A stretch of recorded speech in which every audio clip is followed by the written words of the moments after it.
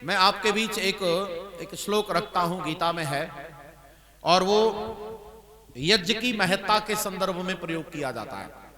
यज्ञ की महत्ता, यज्ञ का महत्व, यज्ञ के लाभ, यहां से चर्चा शुरू होती है। अन्नात भवन्ति भूतानि, आपने पहले कभी सुना होगा, अन्नान भवन्ति भूतानि पर्जन्यात अन्न संभव, यज्ञात भवत पर्जन्यो यज्ञ कर्म समद्भव, कर्म ब्रह्मोदवम विद्धि ब्रह्माक्षर समुद्भवम, तस्मात् सर्वगतम ब्रह्म नित्यम यज्ञे प्रतिष्ठितम। ये दो श्लोक हैं और दोनों श्लोकों में कमाल की बात लिखी हुई है। क्या लिख दिया आप जरा सुनो। इससे पहले मैं हिंदी में सारांश समझाता हूं। सारे प्राणी, यहां से शुरू किया गया है, सारे प्राणी अन्न से होते हैं। अन्न से होते हैं अर्थात प्राणियों का कारण अन्न है। बोलो जरा एक बार, क्या है? आवाज नहीं आई। प्राणियों का कारण अन्न है। अच्छा, प्राणियों का मतलब क्या समझ में आया आपको? जैसे मैं एक प्राणी हूं, आप एक प्राणी हैं, पशु पक्षी कीड़े मकोड़े सब एक प्राणी हैं। इन प्राणियों का निर्माण कैसे हुआ है? निर्माण किससे हुआ है? इसका कारण क्या है? तो आप पहले ये समझो प्राणी क्या है। प्राणी दो से बना हुआ है, एक शरीर और एक आत्मा। बोलो जरा, क्या क्या है? शरीर और, तो आत्मा तो बनता नहीं है। आत्मा अविनाशी है, आत्मा अनादि है, तो आत्मा तो बनता नहीं है। आत्मा का तो कोई कारण है नहीं, तब फिर शरीर है। यहां पर शरीर का कारण बताया गया है। अब बोलो जरा, शरीर का कारण क्या है? अन्न। यहां पर श्लोक में क्या बताया है? बोलो, शरीर का कारण अन्न। ये सुनिए, पहले मैं एक सारांश बताता हूं, फिर मैं थोड़े थोड़े कारणों पर विचार करूंगा। हमारा प्राणियों का शरीर अन्न से होता है। अन्न वर्षात से होता है। अन्न का कारण वर्षात, वर्षात का कारण यज्ञ, यज्ञ का कारण कर्म, कर्म का कारण ज्ञान, ज्ञान का कारण परमेश्वर। यहां इतने कार्य कारण बताए गए हैं। अच्छा, यहां कर्म का कारण क्या बताया? बस भूल गए? ब्लैक बोर्ड थोड़ी है मेरे पास, यहां लिख दूं। इसीलिए प्रवचन करना, सुनना ज्यादा ध्यान से सुनना पड़ता है। अभी यहां इस श्लोक में जो कहा गया उसको बताओ। विचार नहीं, विचार तो मैंने आपको अपनी चर्चा में बताया था। बोलो क्या? जरा फिर से सुनो, बात पकड़ में आनी चाहिए, इसीलिए मैं हाईलाइट कर रहा हूं इस बात को। प्राणियों का शरीर अन्न से, अन्न पैदा होता है वर्षात से। वर्षात का कारण है यज्ञ, यज्ञ का कारण है कर्म, कर्म का कारण है ज्ञान, ज्ञान का कारण है परमेश्वर। अब बताओ कर्म का कारण क्या है? हाँ, ये बात पकड़ लिया करो। वैसे क्या है ना, आपको दोबारा बताए तब पकड़ में आई है, नहीं तो खो गए थे आप तो सोच रहे थे कौन सी बात पकड़े इसमें से, क्योंकि बातें सब मतलब की हैं। अब सुनो जरा, पहले आपको मैं ये बताऊं कि पहले ये कारण समझ में आना चाहिए, तब ये बात समझ में आ जाएगी। आप ये बताओ, हमारा शरीर किससे बना है? अभी बात मत करना, अभी अन्न मत बताना, कुछ और बताओ आपको जो मालूम है। ये तो अभी पता चला है आपको। बोलो, हमारा शरीर किससे बना है? अरे कुछ तो बोला करो। बहुत बढ़िया, जिन्होंने जो उत्तर दिया है वो प्रचलित उत्तर है। हमारा शरीर किससे बना? 5 तत्वों से। और ऐसा एक चौपाई में भी कहा है, छित जल पावक गगन समीरा, पंच तत्व मिल अधम शरीरा। हमारा शरीर 5 तत्वों से मिलकर बना है।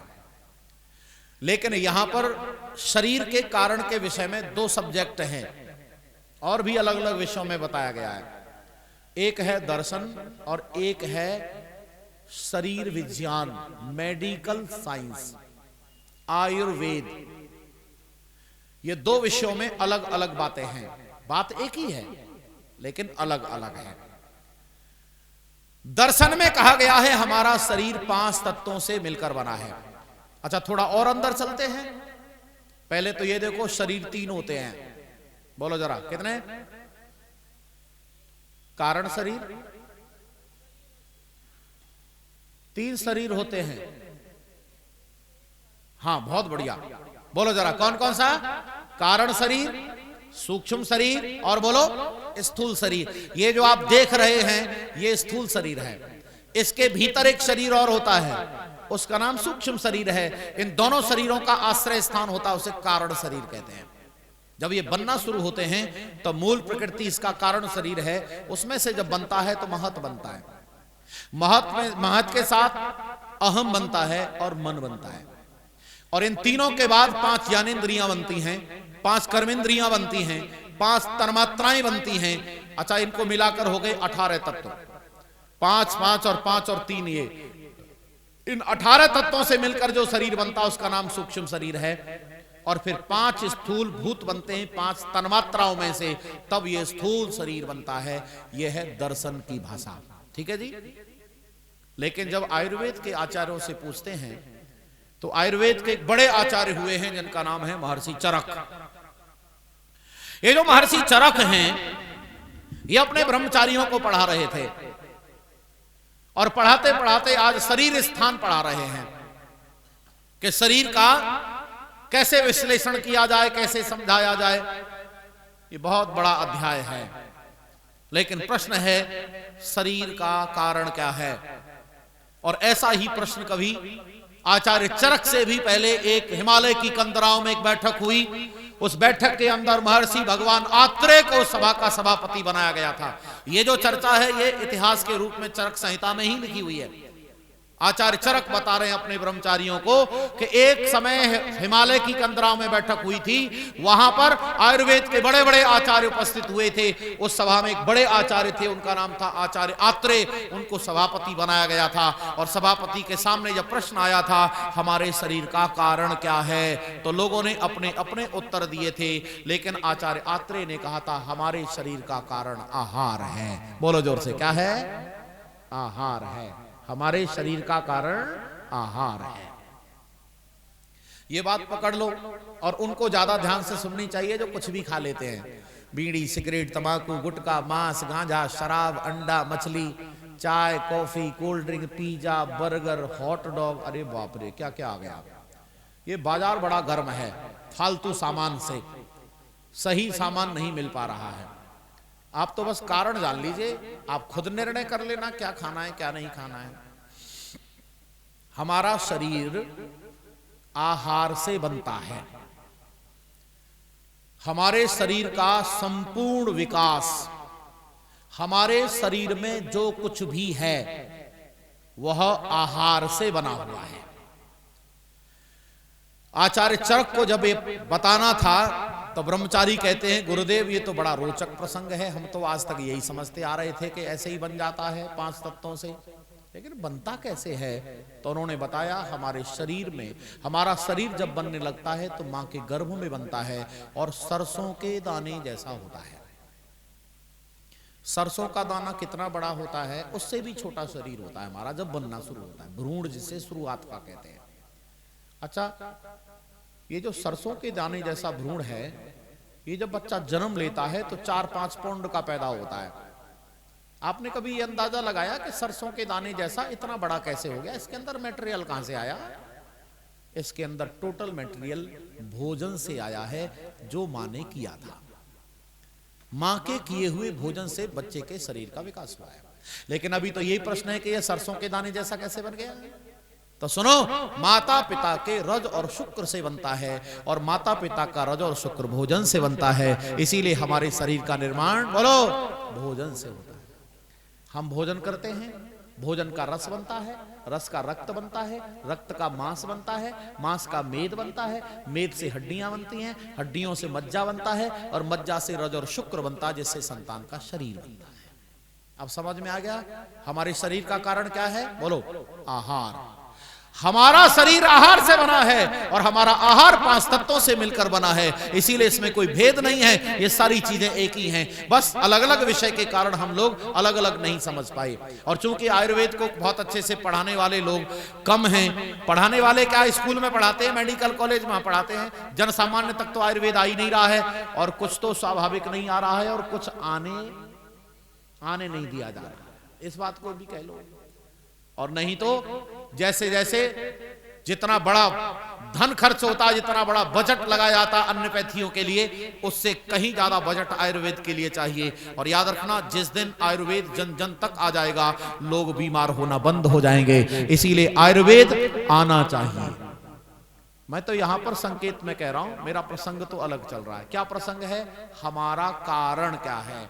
तो समझ में आया, सारे प्राणी किससे बनते हैं? अन्न से। अन्न का मतलब वहां केवल अनाज नहीं है, अन्न का मतलब वहां आहार ही है। बोलो क्या है? हमारा शरीर किससे बना? आहार से। अब बताओ ये अन्न आदि आहार कहां से आया? अरे बोलो ना, बरसात से। अच्छा, बिना बरसात के अन्न पैदा कर सकते हैं आप? नहीं। किसी के दिमाग में हो कि जी हमारे पास पैसा बहुत है, हम तो धरती फोड़ करके पानी निकाल लेंगे, बोलो हाँ या ना? बरसात नहीं हो तो जमीन में से पानी निकाला जा सकता है क्या? नहीं। कई बार लोगों के दिमाग में ये बात बैठी हो, तो इसे ठीक कर लें कि बरसात के बिना कहीं भी पानी उपलब्ध नहीं हो सकता। इसीलिए हमारे अन्न का कारण बरसात ही है, और बरसात का कारण यज्ञ है, और यज्ञ का कारण कर्म है, और कर्म का कारण ज्ञान है। और मैं सीधे सीधे अगला उत्तर भी दे देता हूं, और ज्ञान का कारण परमेश्वर है। परमेश्वर से ज्ञान इस संसार में आता है। परमात्मा ज्ञान नहीं देता तो कहीं ज्ञान का व्यवहार नहीं होता। अब तो अच्छा, प्रसंग में क्या है? अगले प्रसंग में आएगा ज्ञान का कारण क्या है। लेकिन आज तो आप इतना समझिए, हमारे कर्म का कारण बोलो ज्ञान है। बोलो क्या है? ज्ञान, विवेक, विद्या, नॉलेज, जानकारी और डेटा। समझ में आ रहा है? इन सब का थोड़ा बहुत अंतर से एक ही मायने है इस समय पर। इस समय पर एक ही मायने है, वैचारिक सामान। मेरे मस्तिष्क में क्या है, बस इतना सा काम है। चलो अब मैं आपको आधुनिक विज्ञान का एक प्रश्न करता हूं, फिर मैं और आपको एक तरफ ले चलूंगा, उससे प्रमाण आपको मिलेगा। प्यारे बंधुओं, बहुत ढेर सारा सामान भरा पड़ा है, आप बस कुरेदने की कोशिश करो, पढ़ने की कोशिश करो। लेकिन सही पढ़ोगे तो सही जानकारी मिलेगी, और गलत पुस्तक पढ़ोगे तो गलत जानकारी मिलेगी। बहुत लंबी यात्रा पर ले चलेंगे हम आपको। चलो आज जितनी यात्रा तय हो पाएगी। सुनो, आपको एक प्रश्न आ रहा है, संभालिए। और प्रश्न का उत्तर देना नहीं है, इसीलिए घबराइए नहीं। क्योंकि कई बार तो क्लास में बैठकर इसी बात को परेशान हो जाते कि प्रश्न गणे आते भाई, और उत्तर ना हो जा गलत। सुनो, प्रश्न करूंगा मैं, उत्तर भी मैं ही दूंगा। आपको तो बस अपना मन बनाना है, मन में उत्तर आना चाहिए। मैं उत्तर दूंगा, अगर उसके अतिरिक्त आपका उत्तर हो तो आपको देना है, और वही हो तो बस उसकी स्वीकृति देनी है। प्रश्न को समझो पहले। मेरे सामने एक कंप्यूटर रखा हुआ है। ये जो कंप्यूटर है, इससे मैं कुछ काम लेना चाहता हूं। हम सारे लोग कुछ काम लेना चाहते हैं। कंप्यूटर रखा है, अभी अभी काम लेना है। तो यह कंप्यूटर हमारे कितने काम आ सकता है? उत्तर सोचिए, देना नहीं है उत्तर। फिर से सुनिए, हमारे सामने रखा हुआ कंप्यूटर, हम मतलब हम सारे लोग, कोई भी संसार का आदमी अभी अभी सामने रखे हुए कंप्यूटर से काम लेना चाहते हैं। तो यह कंप्यूटर हमारे कितने काम आ सकता है? तो इसका केवल एक उत्तर है, जितने काम के लिए इसे तैयार किया गया है। क्यों जी, यही उत्तर है? कोई और है आपके पास? बोल दिया करो भाई। 5 शेर का मुंडी हिला दी, 2 तोले की जीभ नहीं हिलती आपकी। बोलो हां या ना। यही उत्तर है। कंप्यूटर केवल उतने काम आ सकता है जितने काम के लिए इसे तैयार किया गया है। अब आइए इसका उत्तर अब मनुष्य के ऊपर करते हैं। अब वहीं डटे रहना जहां कंप्यूटर पर डटे हैं। सेम उत्तर है, सेम प्रश्न है, बस अब ये कंप्यूटर के लिए लगाया था, अब हम मनुष्य के लिए लगाने वाले हैं। आप में से किसी मनुष्य को यहां खड़ा कर दिया जाए, आप में से किसी मनुष्य को यहां खड़ा कर दिया जाए, या संसार के किसी मनुष्य को यहां खड़ा कर दिया जाए और उसके ऊपर भी यही प्रश्न लागू किया जाए कि यह मनुष्य हमारे कितने काम आ सकता है, तो क्या उत्तर होगा? जितने काम के लिए यह इस समय तक तैयार हो सका है। अरे बोलो, जितने काम के लिए यह मनुष्य अभी तक, बोलो, तैयार हो सका है, केवल और केवल उतना ही काम कर सकता है। अब आप और अगली बात सुनो। कंप्यूटर बहुत अच्छी मशीन है, इतनी अच्छी मशीन है कि हमारे बहुत काम आ सकता है।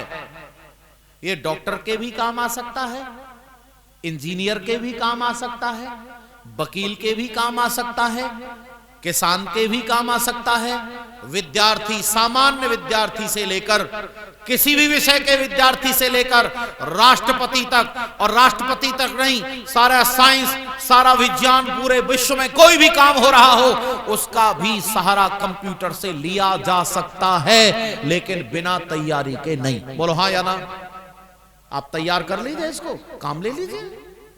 जिस काम के लिए तैयार कर लेंगे वो काम आप इससे कर सकते हैं। अब आप यही बात नोट करो, परमात्मा ने इस मनुष्य शरीर को इतना अच्छा बनाया है कि दुनिया के कोई भी सफलता के कार्य किए जा सकते हैं, लेकिन बिना तैयारी के कोई सफलता का काम नहीं किया जा सकता है। इसीलिए जो लोग सफलता चाहते हैं उन्हें तैयारी करनी पड़ेगी, यहां सीखना पड़ेगा। अनायास कभी किसी को कुछ भी नहीं आता है, यहां सब सीखना पड़ता है। लेकिन लोग इस सिद्धांत की बात जो मैं आपके सामने रख रहा हूं, बोलो मेरा देश ऐसे ही जान रहा है क्या?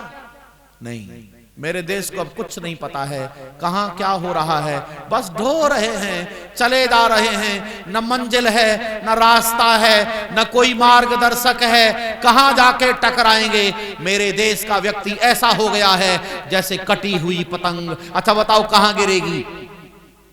अरे बोलो, कुछ पता नहीं। झूमता हुआ शराबी, कटी हुई पतंग और मेरे देश का नौजवान, क्यों जी एक जैसे ही है कि नहीं? 100 से अधिक देशों में देखा जाने वाला, सर्वाधिक लोकप्रिय और सबसे अधिक फॉलोअर्स के साथ पूरी दुनिया में आर्य समाज के विचारों का प्रचार करने वाला एकमात्र चैनल वैदिक प्रचार।